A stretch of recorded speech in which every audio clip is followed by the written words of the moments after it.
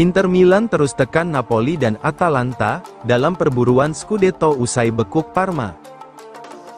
Inter Milan tidak memberi ruang bagi Napoli dan Atalanta untuk bernapas di puncak klasemen Serie A, setelah meraih kemenangan meyakinkan atas Parma di pekan ke-15 Serie A. Dengan kemenangan 3-1 tersebut, Nerazzurri mempersempit jarak dengan Napoli dan Atalanta di puncak klasemen.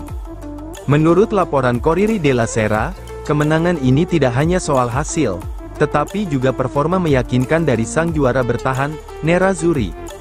Inter menunjukkan dominasi mereka di setiap lini, menghadirkan tekanan besar bagi Napoli dan Atalanta yang kini memimpin klasemen.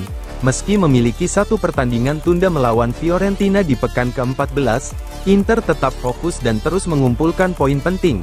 Dengan performa seperti ini, mereka memastikan bahwa setiap kesalahan kecil dari rival-rival mereka bisa langsung dimanfaatkan untuk merebut posisi teratas.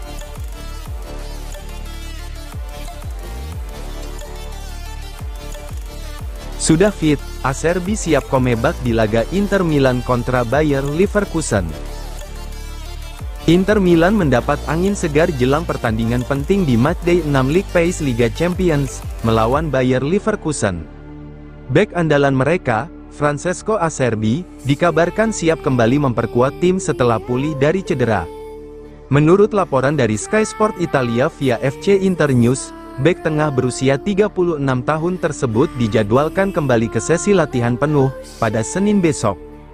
Acerbi sebelumnya mengalami cedera otot paha, yang memaksanya absen selama beberapa pekan. Cedera ini bukanlah yang pertama bagi Acerbi dalam beberapa bulan terakhir. Sejak Oktober, pemain internasional Italia ini telah 2 kali mengalami masalah pada otot pahanya. Cedera terakhir terjadi saat pertandingan melawan Hellas Verona di Serie A bulan lalu, yang membuatnya harus ditarik keluar hanya 15 menit setelah laga dimulai. Akibat cedera ini, Acerbi terpaksa melewatkan beberapa pertandingan penting, termasuk melawan RB Leipzig di Liga Champions, serta laga Serie A melawan Fiorentina dan Parma. Namun kini ia telah pulih dan siap kembali beraksi di lapangan, melawan Bayer Leverkusen.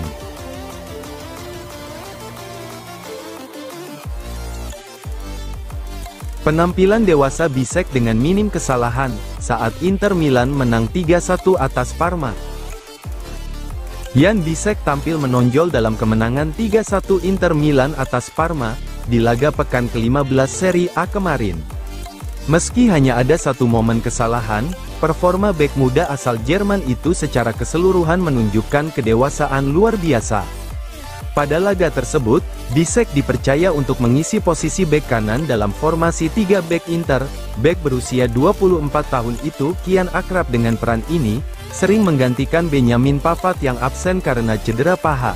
Meski hanya dianggap sebagai pelapis pada awal musim ini, Bisek telah menunjukkan performa yang cukup konsisten. Untuk memberikan persaingan serius bagi Pavard, melawan Parma, ia kembali membuktikan kemampuannya.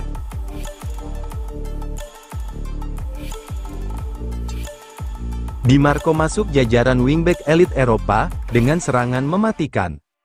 Bergabung dalam kelompok elit bek sayap paling produktif di Eropa, bersama Achraf Hakimi, Alejandro Grimaldo, dan Jeremy Frimpong. Setelah mencetak gol ke gawang Parma, Di Marco mencatatkan prestasi luar biasa, dengan mencetak lebih dari 10 gol dan 10 assist sejak awal musim lalu.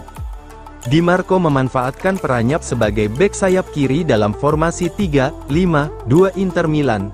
Berbeda dari bek tradisional, ia memiliki kebebasan penuh untuk bergerak ke depan dan mendukung serangan tim. Kemampuannya dalam menciptakan peluang dan mencetak gol tidak datang begitu saja. Rekan-rekannya di Inter seringkali memberikan dukungan penuh untuk serangan-serangan Di Marco, karena mereka tahu kualitasnya dalam memanfaatkan setiap peluang di area berbahaya.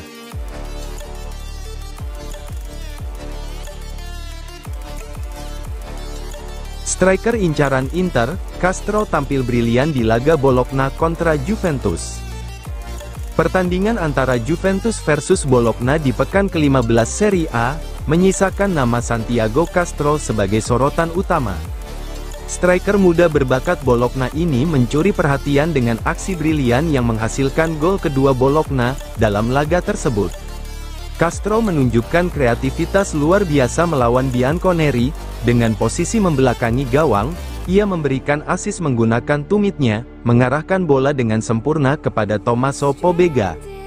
Yang membuat momen ini semakin spektakuler adalah bola yang dilepaskan Castro berhasil melewati kolong bek Juventus, Federico Gatti, sebelum sampai ke Pobega yang tak menyia-nyiakan peluang tersebut untuk mencetak gol kedua Bologna.